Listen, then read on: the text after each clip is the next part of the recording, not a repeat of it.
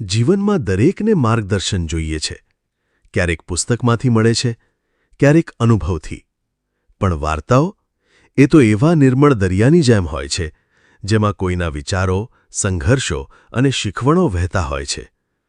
વાર્તા એ માત્ર સાંભળવાની ચીજ નથી, એ તો અનુભવની છે, જીવી લેવાની છે, જેથી અંદરના સંશયો શાંત થાય, વિચારો સાફ થાય અને હૃદય હળવું થાય. અને જો એ વાર્તા તમારી અંદર કંઈક બદલે, તો તેને બીજાને પણ સાંભળવા દેજો. શું ખબર, એક વાર્તા કોઈનું જીવન બદલાવી નાખે.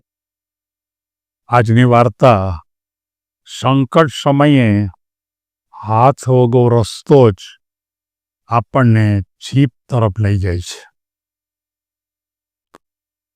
મિત્રો, આપણને ખબર છે કે આ યુદ્ધની નીતિ છે. સંકટ સમયે જે હાથમાં આવ્યું એ હથિયાર એમ કહેવાય છે. અને આ વાતને સમજાવવા માટે મારે એક જર્મનના અનુસંધાનમાં હિટલરના એક બહુ મોટા યુદ્ધના ખૂબ જ જાણકાર માણસ એના વિશેના અનુસંધાનમાં મારે આ વાર્તા કહેવી છે. આપણને ખબર છે કે જર્મનીમાં હિટલર અને અંગ્રેજોની સાથે વારંવાર લડાઈ થતી. અત્યારે તો જર્મની અને અંગ્રેજો એ પણ યુકેમાં જ સાથે જ છે. પણ આપણને ખબર છે હિટલરે જુદા જુદા અનેક રાજ્યો છે એના ઉપર એણે પોતે જીત મેળવેલી. કોઈ એક વખત જર્મન ઉપર અથવા જર્મની ઉપર અંગ્રેજોએ સીધો એટેક કર્યો. જર્મનીઓની પાસે સૈનિકોની સંખ્યા ઓછી હતી અને અંગ્રેજો પાસે સૈનિકોની સંખ્યા વધારે હતી. અને એની સામે જ્યારે યુદ્ધ કર્યું ત્યારે જર્મનીમાં હિટલરના જે મુખ્ય કેપ્ટન હતા, મુખ્ય એના સેનાપતિ હતા, એ સેનાપતિને બધી જવાબદારી હિટલરે આપેલી. અંગ્રેજો પાસે બહુ મોટો દારૂગોળો હતો. જર્મની પાસે પણ તોપો ઘણી હતી, પણ દારૂગોળો ઓછો હતો. બરાબર થોડીક વાર થઈ તો થોડાક સૈનિકો આ જે સેનાપતિ હતા એની પાસે આવે છે અને એમ કહે છે કે આપણી પાસે દારૂગોળો ખલાસ થઈ ગયો છે. એટલે કે તોપની અંદર આપણે દારૂ જે ભરવાની વાત આવે એ હવે શક્ય નથી. અને દારૂગોળો જો આપણે ખલાસ થઈ ગયો હોય તો હવે આપણે સામે જે લડત આપશું એ લડતનો શું અર્થ રહેશે? આપણે તો જીતી નહીં શકીએ. કેટલાક સૈનિકોએ વાત કરી. પેલા સેનાપતિના મનમાં પણ થોડીક વાર ચિંતા થઈ કે જો દારૂગોળો ખલાસ થઈ જાય તો આપણે એમાંથી ખરેખર હવે બચીએ નહીં. પણ આ તો સેનાપતિ હતા. એને તો તરત જ ઇમિડિયેટલી રસ્તો ગોતી કાઢ્યો.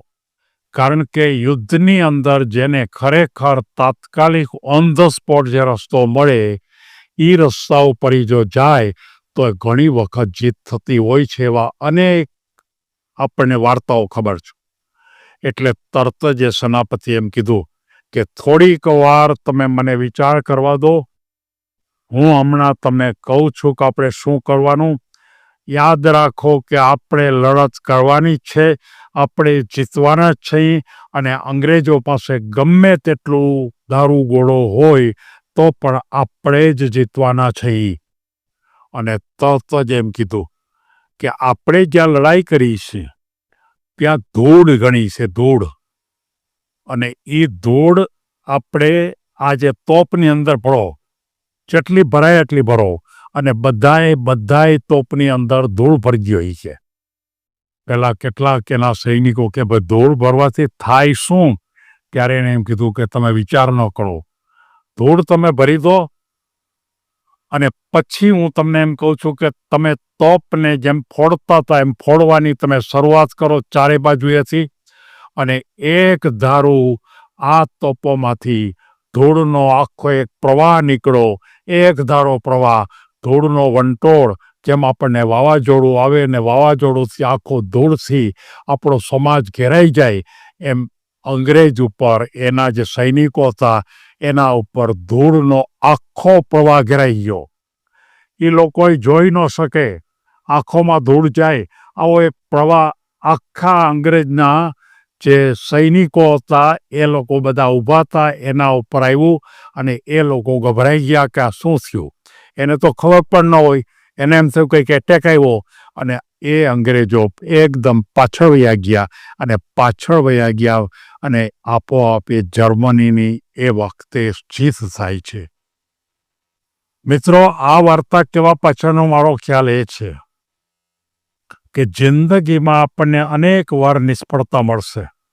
નિષ્ફળતા સુધી પહોંચી ગયા છું, પણ તેમ છતાં પણ આપણને ખબર છે કે હાથ વગું જે કાંઈ આવે એનો ઉપયોગ કરી અને એ ઉપયોગથી પણ તમે જો કામ કરો તો જીતી જાઓ એવું આપણને ઘણીવાર કહે છે.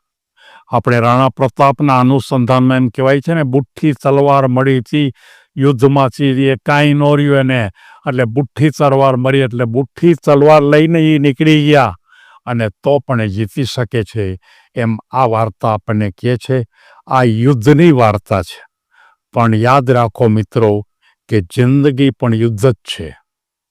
જિંદગીના બધા જ તબક્કા યુદ્ધના તબક્કા છે. જિંદગીના કોઈ પણ વ્યવસાય, કોઈ પણ આયોજન, કોઈ પણ પ્લાનિંગ એ યુદ્ધને ધોરણે જ કરવું જોઈએ અને યુદ્ધના નિયમોને જ લાગુ પાડવા જોઈએ. અને યુદ્ધના નિયમો તમે જો દરેક જગ્યાએ લગાડો, એ આક્રમકતાથી તમે કામ કરો તો તમે અચૂકપણે નિષ્ફળ જતા હો તો પણ તમે સફળ થઈ શકો. એમ આ વાર્તા કહે છે.